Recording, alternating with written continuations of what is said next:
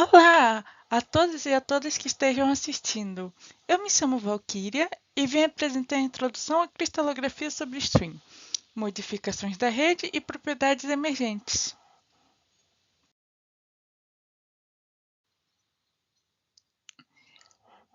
Aqui é o índice sobre as coisas que nós vamos falar, a introdução, a definição de stream, de ponte de Windstein, aplicações, cristais, estruturas cristalinas, redes recíprocas e entre outras várias outras coisas.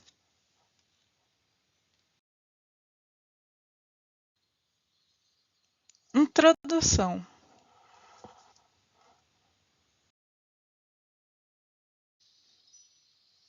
A definição de stream é que o stream é uma medida quantitativa da deformação que ocorre no material.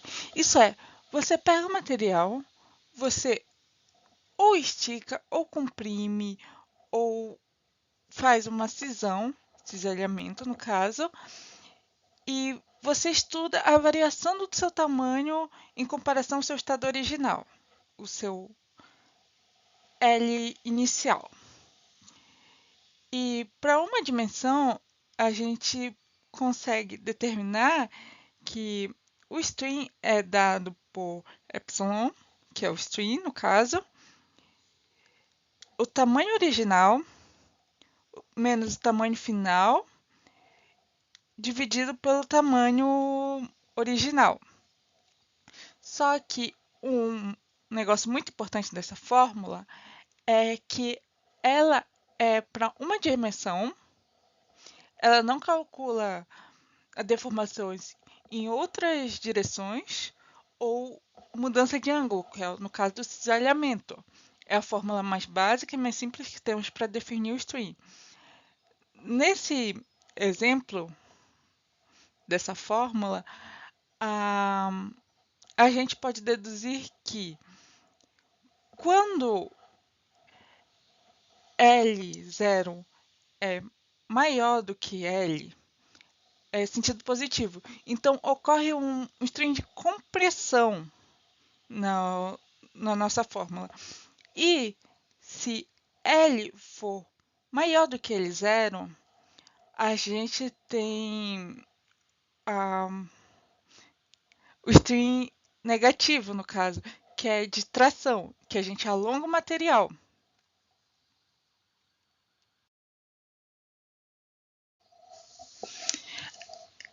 Instrumentação para medição de stream. Stream ele pode ser medido pelos termômetros de pressão e deformações, que chamamos de stream gates, que são sensores cuja resistividade varia conforme a deformação e que normalmente seguem a segunda lei de Ohm, onde R é a nossa resistência elétrica e ela é proporcional a ρ, onde ρ seria a resistividade elétrica, L é o comprimento e elas são inversamente proporcionais à sua área de seção transversal.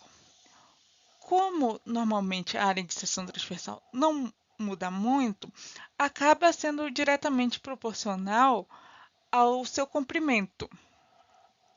E existem vários esterômetros no mercado, porque existem vários tipos de stream, então necessariamente precisa. Mas o mais básico, normalmente, é um uniaxial, que é esse daqui.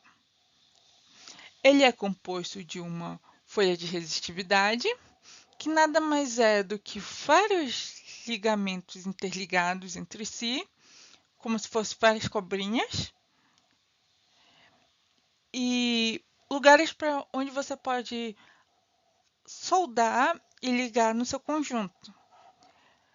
Não obstante a isso, nós normalmente utilizamos a ponte de Windstone para medir, porque medir resistência, ainda mais variação de resistência que é muito baixa, é um pouco complicado.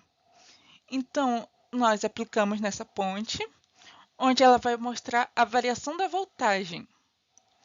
E isso a gente consegue medir de forma mais precisa.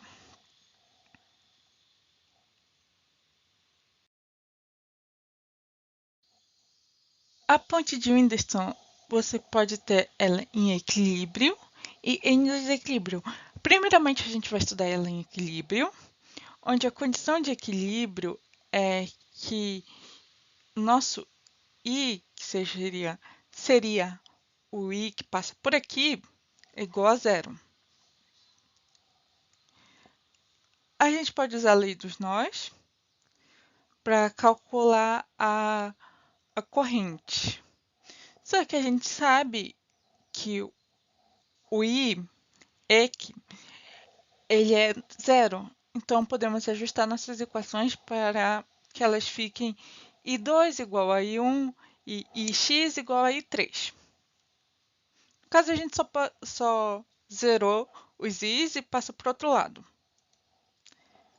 Aí a gente pode usar a lei das malhas em ABC e BCD, onde a voltagem, a soma das voltagens tem que dar nula.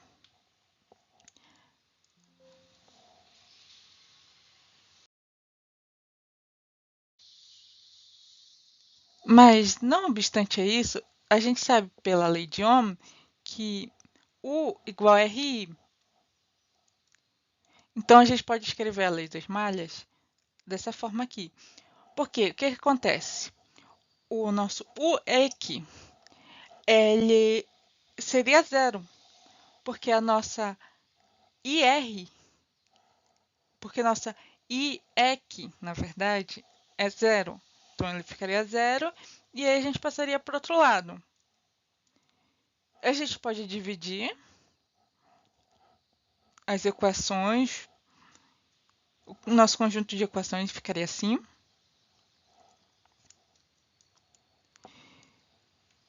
E a gente iguala no final.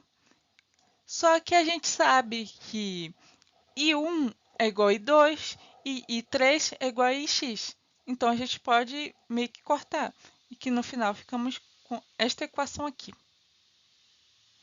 Que ela é o nosso cálculo caso a ponte esteja em equilíbrio.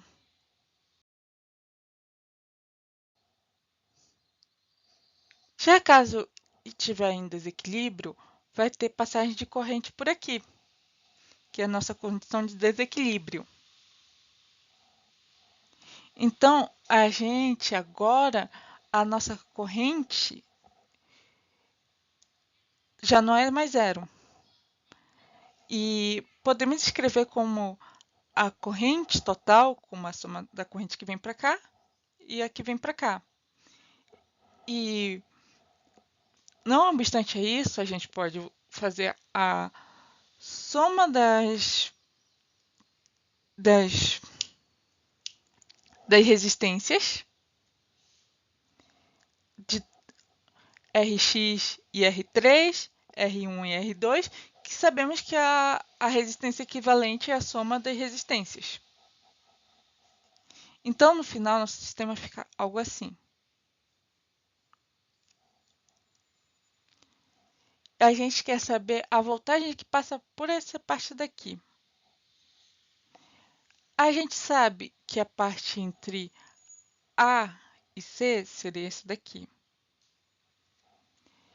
E B e A tem a ver com a resistência daqui, que é essa resistência daqui.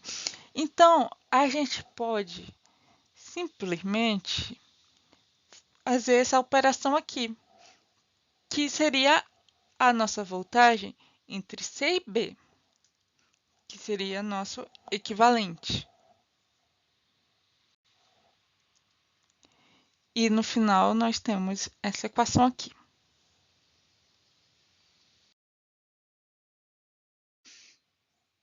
As aplicações do String e do Strain Gates. O Strain Gates é muito utilizado para monitorar a integridade estrutural de pontes, prédios, estruturas mais complexas.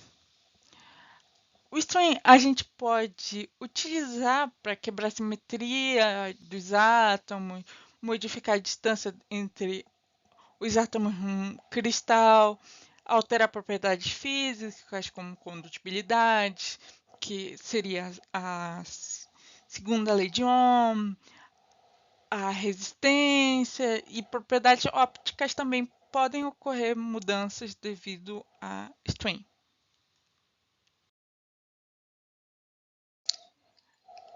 Cristais.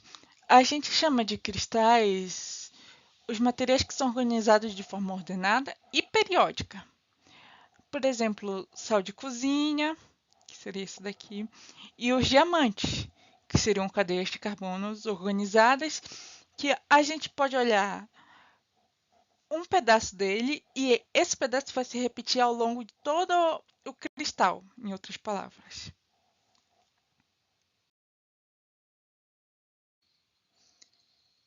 Estruturas cristalinas e redes. A estrutura cristalina é o que a gente chama da organização tridimensional dos átomos das moléculas. Por exemplo, esse daqui. Um momento, esse daqui. A rede cristalina é uma representação matemática. E a célula unitária seria a menor porção dessa estrutura cristalina. Isso é, a rede unitária é o menor pedaço que você pode pegar, que contenha toda a informação do cristal, a ponto de você pegar essa célula e, se você for multiplicando ela, ela vai dar o cristal completo. No caso do nosso desenho, seria essa área daqui assim. No caso, esse cubo aqui. Se a gente pegasse esse cubo e fosse repetindo ele, você teria a sua estrutura. Se fosse em 2D, eu falaria que seria só essa área daqui. Assim. Porque você olha de cima e você repete o padrão. E a gente diz que a representação matemática é essa daqui, onde n é um número inteiro e a são os parâmetros da rede, que seria essa distância daqui, essa distância daqui e essa distância daqui. Seria A1, A2 e A3.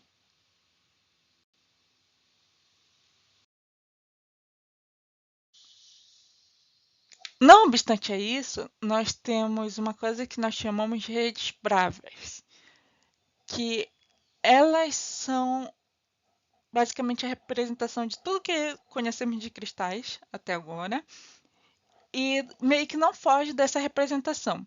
Aqui nós temos 14 representações de corpo centrado, de face centrada, ortorrômbica e as suas nomenclaturas.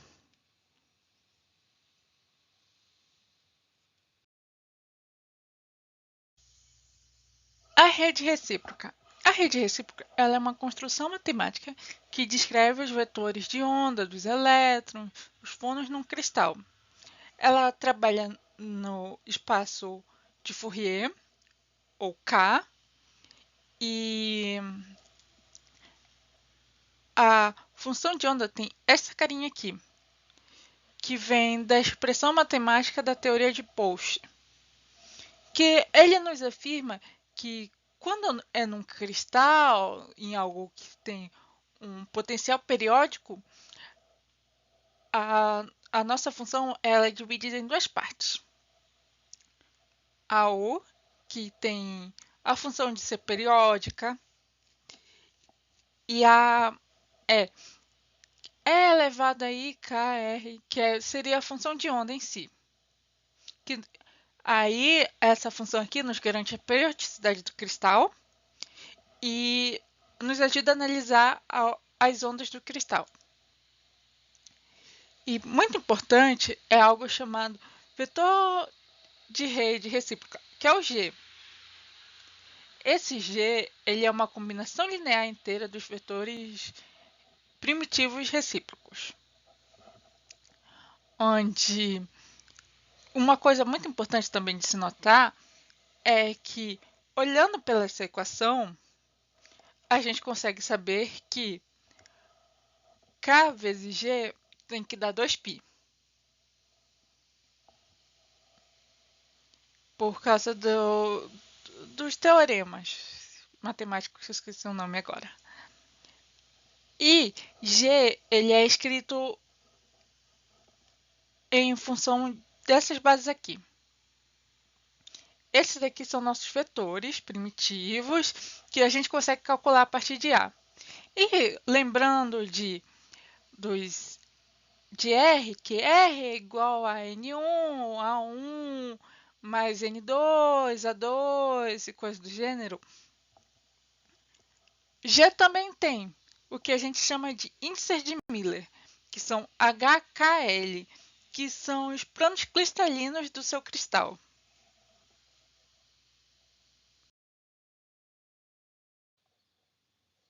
Bezes, ou zonas de Brillouin, elas podem ser definidas pelos planos de Bragg, onde podemos escrever que existe um ponto chamado ponto K, que esse ponto, a sua distância à origem, que seria zero, ele é igual ao ponto K menos G, onde G é um vetor da rede recíproca. Mas a gente sabe que uma função menos zero é igual a ela mesma.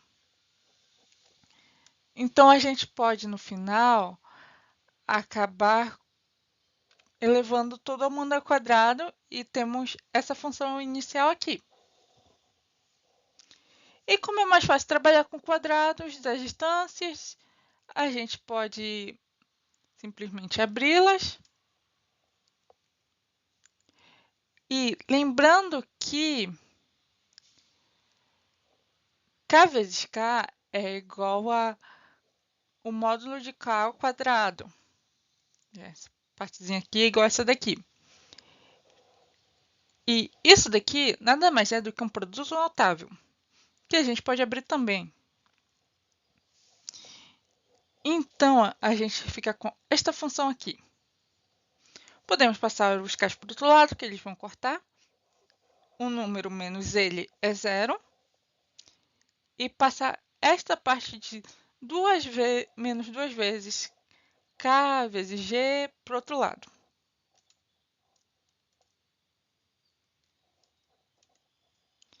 E aí a gente tem essa equação aqui.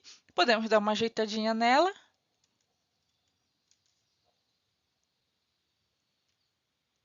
E aqui no final temos essa partezinha.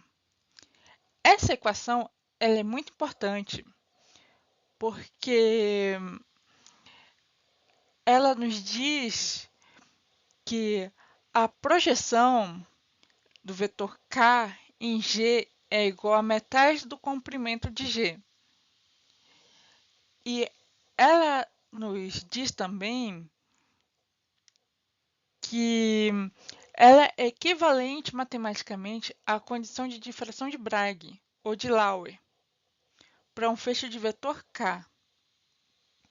E, não obstante ainda, a gente pode usar esta equação para fazer a receitinha que a gente normalmente faz para construir as bezes nos desenhos.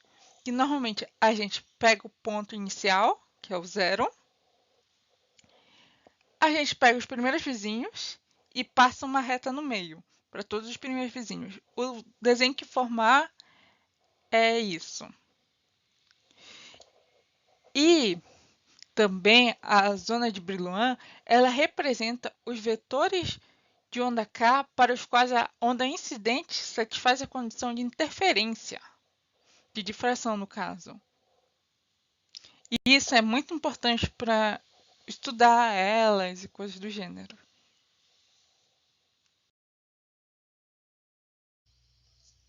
Continuando, a primeira zona de Brillouin é a célula unitária de Hughes 6. Não sei falar muito bem o nome do cara, mil desculpas. A construção das zonas de Brillouin. Como eu falei anteriormente, tinha os dois pontos da rede e você passa no meio. Aqui temos bastantes exemplos de como fazer. Você tem este ponto inicial, onde o pontinho colorido está, os primeiros vizinhos, que são este ponto e este ponto e este. E o que a gente faz? A gente passa uma corda no meio entre os pontos e a área ou volume mínimo possível é a primeira zona de Brillouin. A parte onde está em rosinha seria a primeira zona de Brillouin. Aqui é a mesma coisa. E para os segundos vizinhos e para a segunda zona de Brillouin, a gente pega os segundos vizinhos da origem da nossa rede recíproca, ou também que podem ser considerados os primeiros vizinhos dos primeiros vizinhos da zona, que seriam esses daqui. Esse ponto aqui, esse ponto aqui, esse ponto aqui, esse ponto aqui. E aí a gente fecha e temos a segunda zona de Brillouin em amarelo. Note que a segunda zona de Brillouin não contém a partezinha rosa desse desenho aqui. É somente a partezinha amarela. E que a primeira zona, as zonas de Brillouin, elas têm sempre o mesmo volume. Nesse desenho de quadrado é simples de verificar, você fecha o desenho e eles têm a mesma área. Elas são importantes porque ela consegue descrever a propagação de ondas de cristais devido à sua periodicidade. Elas ajudam a simplificar a análise porque a zona de Brillouin contém toda a informação sobre os estados iônicos possíveis do cristal. E ela ajuda também a compreender o funcionamento de toda a rede recíproca desse cristal. Ela ajuda a entender as estruturas de bandas eletrônicas desse cristal, que normalmente estão dentro da primeira zona de Brillouin, e ajuda também a estudar a dispersão dos fônons, que também estão contidas nas informações dentro da primeira zona de Brillouin. Você consegue estudar várias coisas estudando as primeiras zonas de Brillouin.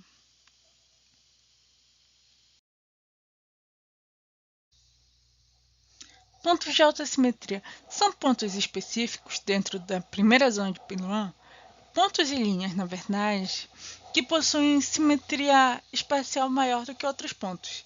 São pontos que normalmente se mantêm invariantes, com o maior número de simetrias possíveis. E também podemos defini-las como a região do espaço onde contém todos os vetores K que estão mais próximos da origem, que é o gama, do que qualquer outro ponto da rede. Normalmente, esses pontos são designados com letras maiúsculas. E o ponto gama, que no nosso desenho é este daqui, ele é sempre a origem da nossa BZ e é o ponto de maior simetria.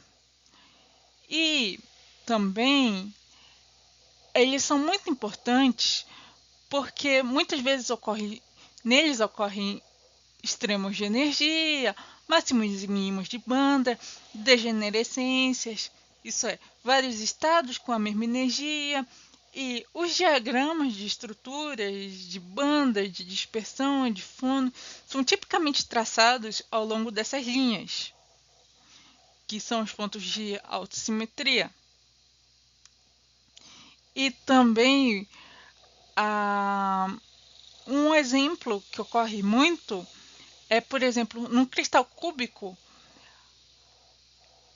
as três bandas de valência próximo do gama, podem estar degeneradas. Normalmente são 3 bandas que são degeneradas. E eles também são importantes porque, num ponto de alta energia, a, a derivada da energia em relação a K, ela costuma ser nula. E que significa que a velocidade de grupo dos elétrons é zero, que indica extremos ou pontos de célula na banda. Também pode simplificar os cálculos, que torna computacionalmente mais viável os estudos. Então, elas são realmente muito importantes para estudar a estrutura cristalina. E elas também acabam ajudando a, a, a regra de seleção de transições induzidas por luz ou por espalhamento Raman, desculpa. Quais são transições permitidas e quais não são? Elas também interferem nessa parte.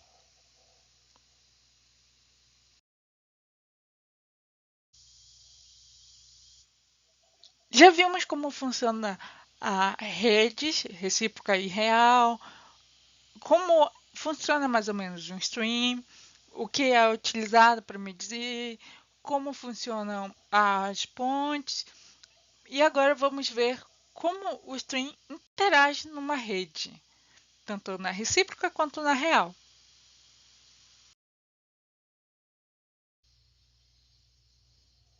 A definição matricial de stream, deformação, é, no, no caso anterior que a gente viu, coisa do gênero, a gente viu a equação mais básica de cálculo de stream. Agora a gente vai estudar o caso do meio contínuo, homogêneo, a deformação infinitesimal, e não há distinção entre adiabáticas e as isotérmicas. Ou seja, dá para complicar ainda mais se você for seguir essa área. O nosso ponto inicial do sistema é um vetorzinho em x, y, z, dos pontos x, y e z.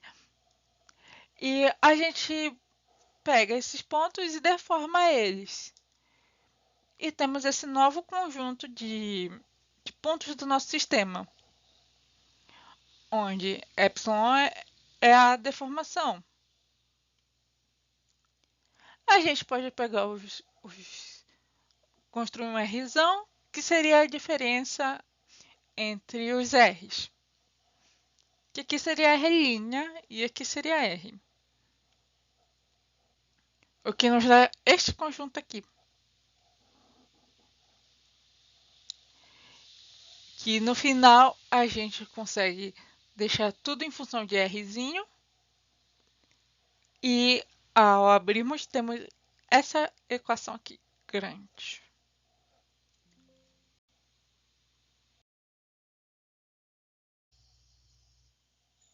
Continuando o que nós estávamos fazendo, podemos renomear aquele Rzão em termos de UV e W, que nada mais é do que separar estas equações aqui. Só que, se você notar, se você tirar a derivada, por exemplo, de W em Z, você vai ter a transformação em ZZ. Então, nós podemos escrever em termos de derivadas a deformação, que nos dá este conjunto de derivadas aqui, que por sua vez podemos escrever em forma de string, que nos dá este conjunto aqui, onde o string em YZ e ZY dividido por 2 é a nossa deformação em YZ e coisas do gênero. Note que o string em YZ e ZY, eles são iguais. Não há diferença entre um e outro.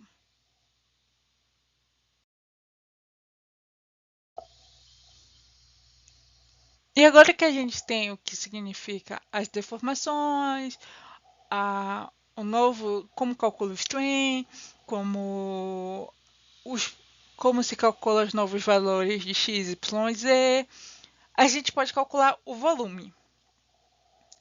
O volume inicial é dado por essa fórmula aqui, que todo mundo conhece já, é de praxe, e o volume novo, ele é dado por esse daqui, que nada mais do que é o determinante desse conjunto aqui. Seria o determinante da matriz, desta matriz de deformação.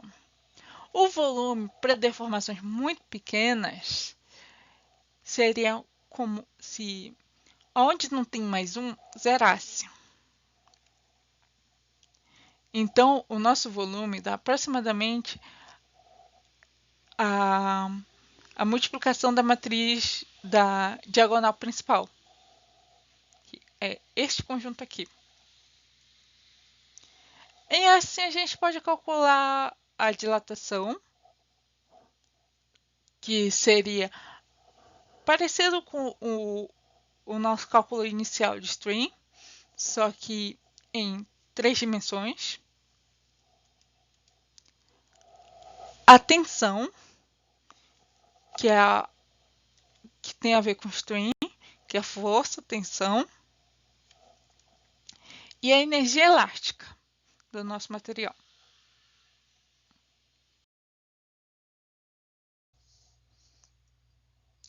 Os efeitos na célula unitária.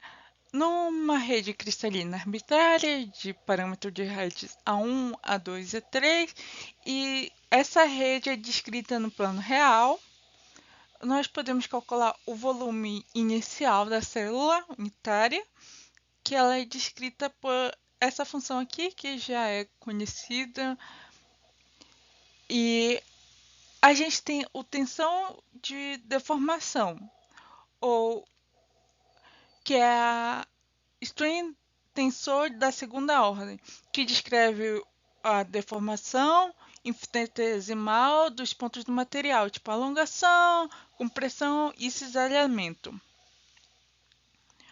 O epsilon dessa nossa função, ele é a magnitude da deformação, o strain, aplicado numa direção específica, em outras palavras.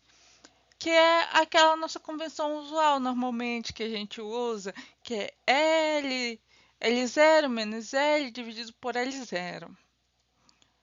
O nu, nesse caso, é esse daqui.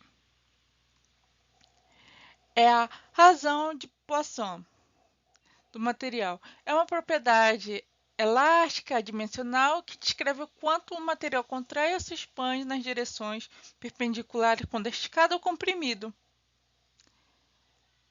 O I. O I é nosso tensor de identidade, uma matriz. No caso, esse daqui é o nosso I. Esse daqui significa que é o produto tensorial ou produto externo. O N, ele é o vetor unitário ao longo da deformação uniaxial de magnitude epsilon que está sendo aplicado. E aí, com este conjunto, nós temos nosso tensor de deformação. A partir disso, nós conseguimos escrever os novos vetores da rede, que ele é descrito desta maneira aqui. Que a gente pode abrir e tem separadinho os três. E aí a gente consegue calcular o novo volume da rede unitária, da célula unitária, que seria os novos parâmetros de rede, que dá o determinante da soma da matriz I e do tensor de deformação vezes o volume inicial.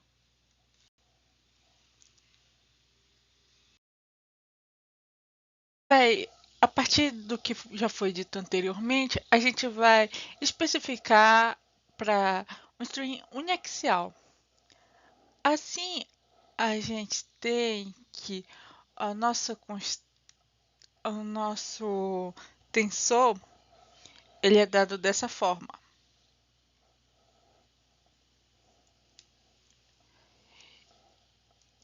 E para épsilons, para deformações muito pequenas, muito menores do que 1, a gente tem que o determinante dela, que seria uma parte importante para a gente calcular o volume, é igual a 1 mais epsilon mais vezes 1 menos 2 vezes nu. Aí a gente pode calcular o volume dela, dado isso daqui. E a partir disso, a gente consegue calcular algumas coisas. Por exemplo, essa daqui é a definição formal de tensor de deformação uniaxial, usando as derivadas parciais com deslocamento U. O U e J são deslocamentos na direção I e na direção J, no caso. Essa é a definição fundamental de string para pequenas deformações. Isso daqui é a lei de Walk, generalizada em notação vetorial, onde a gente calcula o tensor de deformação, de tensão no caso, a constante elástica de 4 grau e ela descreve, em geral, a relação linear entre a tensão e deformação para materiais elásticos. E a energia. A densidade de energia de uma deformação elástica.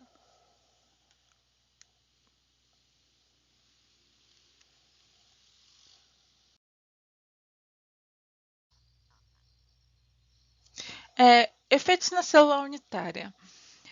Nessa parte, a gente vai estudar a célula unitária da rede recíproca.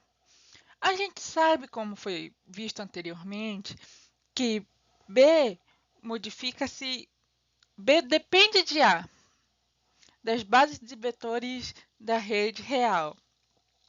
Então, quando a gente modifica as bases da rede real, a gente automaticamente modifica os parâmetros de B. E essas modificações você pode notar principalmente para manter a ortogonalidade fundamental do conjunto. Como já foi dito anteriormente, a relação entre A1 e B1, por exemplo, é igual a 2π, que é a multiplicação escalar entre os vetores da base da rede recíproca e da rede real tem que dar igual a 2π. Aqui é realmente para a gente saber que vai mudar as coisas. Para pequenas deformações muito menores do que 1, a gente pode escrever a alteração em B igual a matriz identidade menos o transposto do tensor de deformação, multiplicado pelo vetor da base B. E a gente sabe também que o vetor G ele é escrito como uma combinação linear dos índices de B1, B2 e B3 pelos índices de Miller. E como B1, B2 e B3 se modifica a partir disso daqui, automaticamente, quando a gente for fazer um novo valor de G, ele vai ser aproximadamente isso daqui.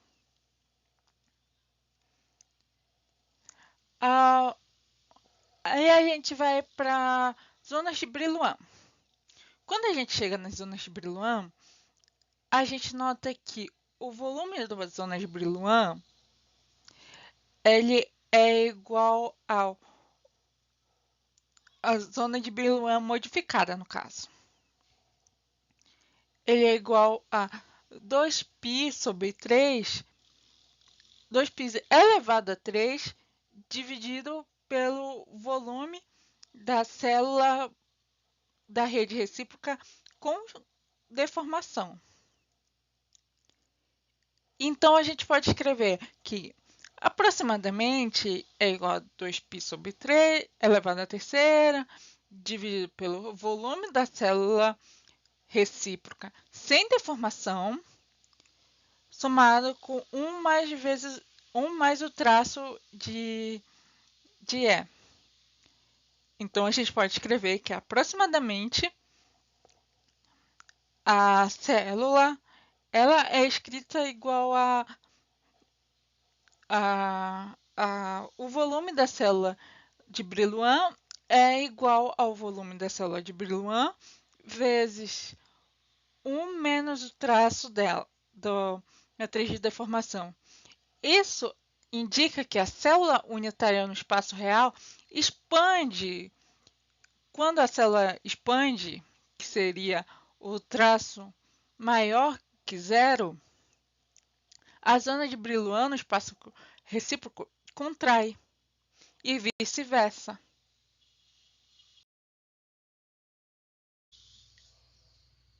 As aplicações. Nessa parte a gente vai falar sobre como está sendo aplicado atualmente, as pessoas andam fazendo, os métodos de pesquisa e coisas do gênero, usando string e as células unitárias.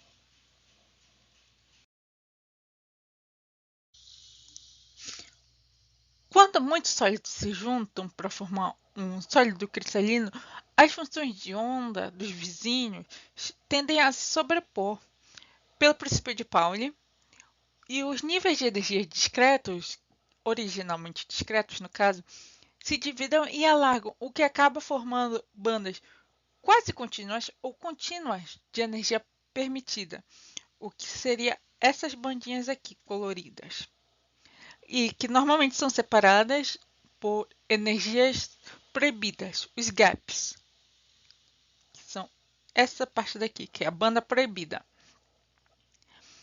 E elas são divididas em duas bandas, a banda de condução e a banda de valência. A banda de valência, BV, é a energia mais alta que está completamente preenchida com elétrons a 0 Kelvin. E a banda de condução, BC, é a banda imediatamente acima da banda de valência, que está vazia ou parcialmente preenchida a 0 Kelvin. E a banda proibida é a diferença entre a energia dos topos da banda de valência e da de condução. É a energia necessária para excitar um elétron da banda de valência para a banda de condução. O gap direto ele é considerado o máximo da banda de valência e o mínimo da banda de condução para ocorrerem o mesmo valor de K. Transições ópticas, absorção são bastante eficientes nessa parte. E os gaps indiretos é o máximo da banda de valência e o mínimo da banda de condução que ocorrem para diferentes valores de K. As transições ópticas requerem a ajuda de fônons para conservar o movimento, sendo menos eficazes. Bem aqui temos os níveis de Fermi, que é a energia que marca o preenchimento dos estados eletrônicos a 0 Kelvin. Em metais, as bandas se cruzam e isolantes ficam dentro desse gap. Nesse desenho, a gente normalmente está analisando um traço ao longo de caminho de alta simetria dentro da primeira zona de Brillouin. E também temos algo chamado massa efetiva, que descreve como o elétron acelera sob uma força externa do cristal e é inversamente proporcional à curvatura da banda de energia. Uma banda mais plana significa menor massa efetiva, e uma banda mais curva significa maior, o que acaba afetando a mobilidade dos portadores. Quando a gente aplica strain, ocorre uma modificação nas posições interatômicas, o que acaba modificando o potencial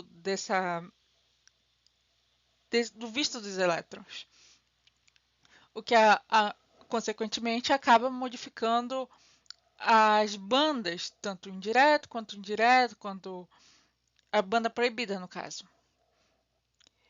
E é muito fundamental isso para semicondutores e óptica eletrônica.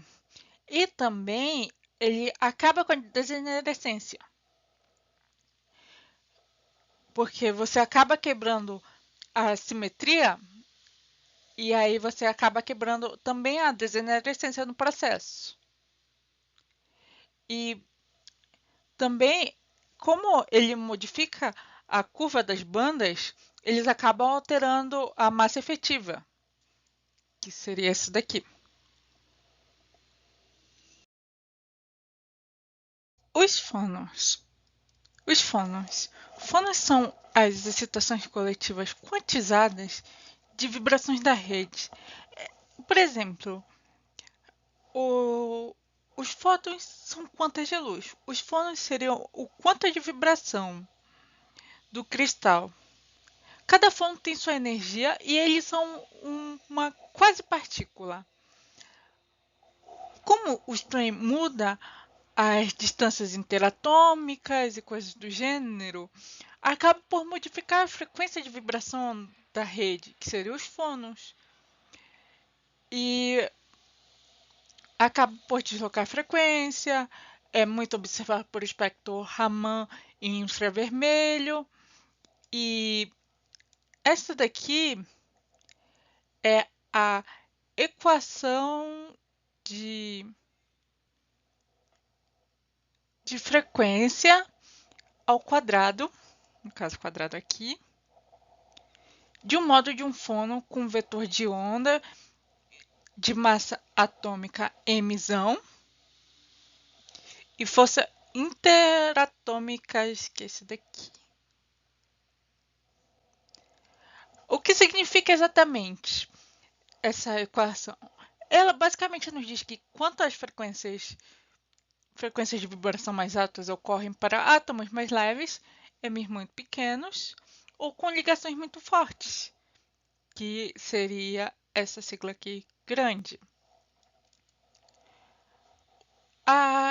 Essa equação nos descreve a mudança de frequência do fônon para deformações strings. É uma aproximação linear. Ou seja, para pequenas deformações, a mudança na frequência do fono é diretamente proporcional à deformação aplicada. Aí o fator indica quão forte é a frequência do módulo específico relacionado ao strain. Já essa daqui, ela é a forma linearizada da equação anterior, dessa daqui, que ela foi especialmente aplicada ao espectro Raman, onde A é um parâmetro experimental, no caso, que representa a sensibilidade do módulo de Raman específico para o experimento utilizado.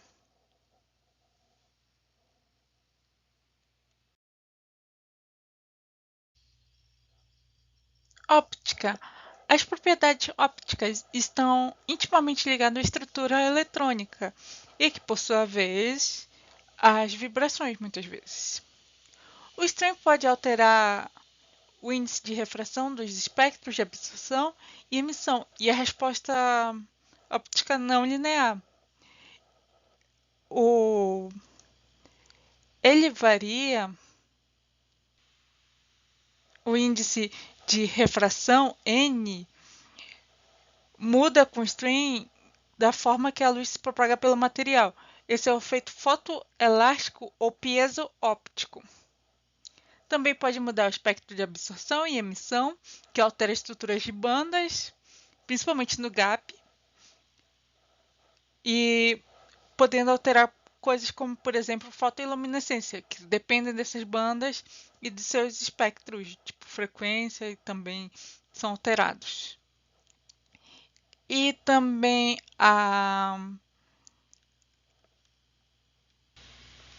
resposta óptica não linear. Em altas intensidades de energia, a resposta do material não necessariamente vai ser linear. E o stream pode mudar esses efeitos para ser não lineares, tipo uma geração de segundo harmônico, por exemplo. E essas mudanças são bastante exploradas em dispositivos fotônicos e sensores ópticos. Já nesta equação, aqui abaixo, aqui a gente tem o N em um fator sobre o strain. Ele é igual ao N inicial, somado com o coeficiente fotoelétrico ou piezo-óptico, que é uma constante do material que quantifica o quanto sensível ele é ao índice à deformação. E a deformação, ele descreve basicamente o efeito óptico elástico do material.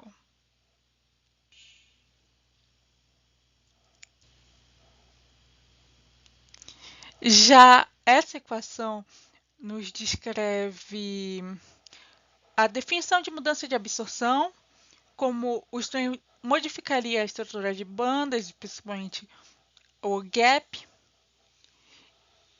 E aqui a gente pode ver o coeficiente de absorção óptica na frequência angular sobre o strain. Aqui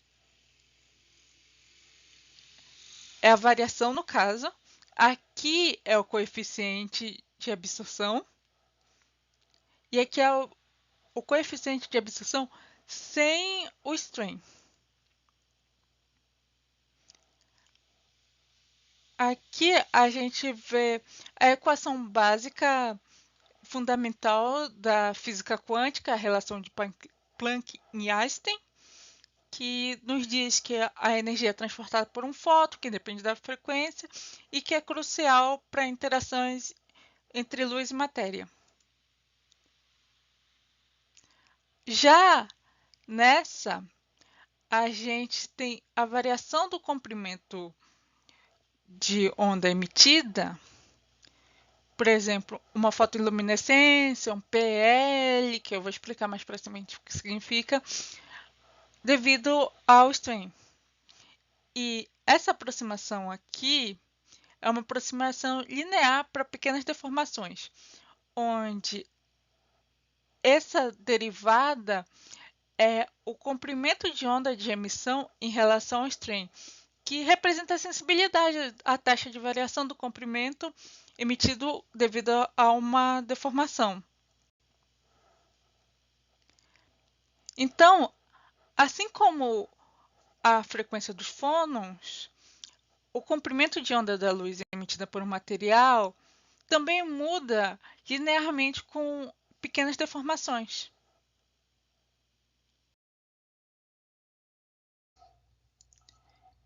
Técnicas experimentais.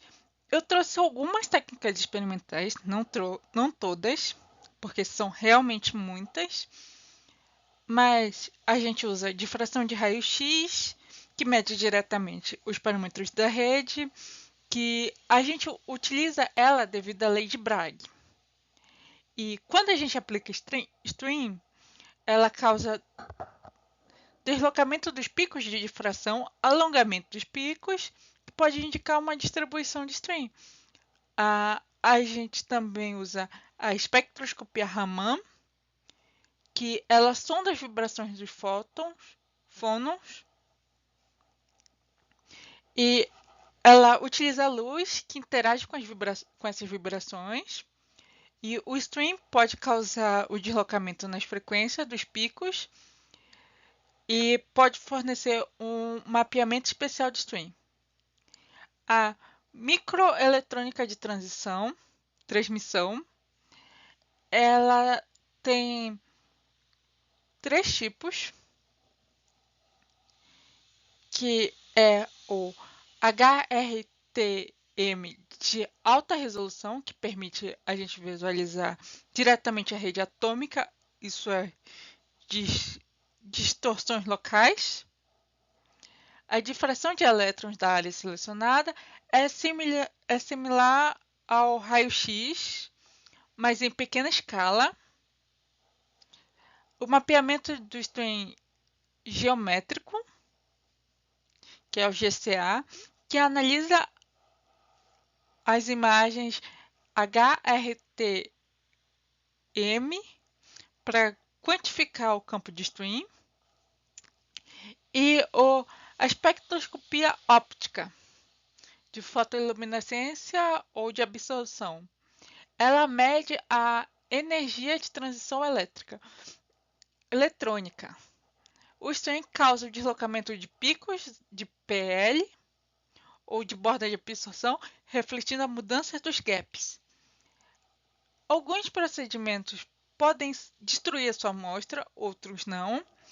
Outros são um pouco mais fáceis de se fazer e outros não. Tudo depende do que você precisa e de como você precisa estudar.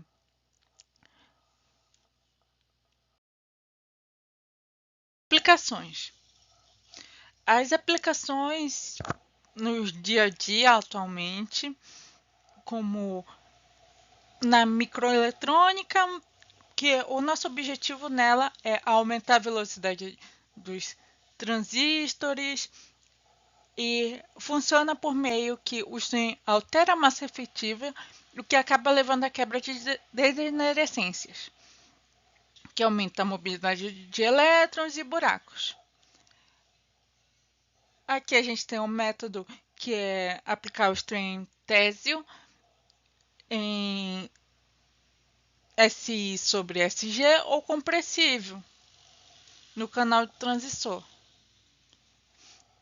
Na óptica eletrônica é ajustar o comprimento de onda, melhorar a eficiência. O string, nesse caso, ele modifica o gap das bandas e as estruturas de banda, o que acaba controlando a energia do fóton emitida. Aí o método que o pessoal usa é crescer camadas finas de poço quântico e substratos, que acaba induzindo um string biaxial. Em materiais 2D, como grafeno, que a gente quer modular as propriedades. O string modifica drasticamente, nesse caso, a estrutura de banda, pode abrir gap no grafeno, por exemplo, a frequência de resposta e o potencial para eletrônica flexível e sensores. E o método que a gente faz é esticar e comprimir uma folha 2D sobre o substrato ou por decomposição. A gente já meio que cola ele num aparato que produz string e é isso. Piezoelétrico, ferroelétrico, a gente aumenta a resposta da piezoelétrico controlando os domínios, que é o mesmo do que todos os outros. É uma mistura de todos os outros, porque como o string altera a estrutura de bandas e o piezoelétrico pode acabar sendo uma alteração de estrutura de bandas, você pode melhorar ou piorar a resposta piezoelétrica, que aí é um dos métodos, tem epitelial, em filmes finos e coisas do gênero.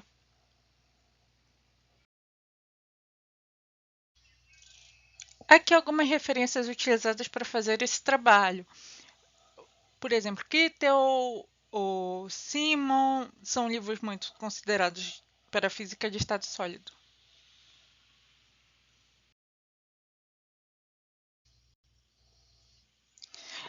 Muito obrigado por assistirem até aqui e desculpa qualquer coisa, desculpa erros de português e muito obrigada. Em caso de dúvidas, de e-mails, de qualquer coisa que eu tenha falado errado, que, sei lá, você queira conversar comigo, ou sei lá, você não entendeu alguma coisa, vou deixar meu e-mail para contato e qualquer coisa vocês podem enviar e-mail para mim. Muito obrigada.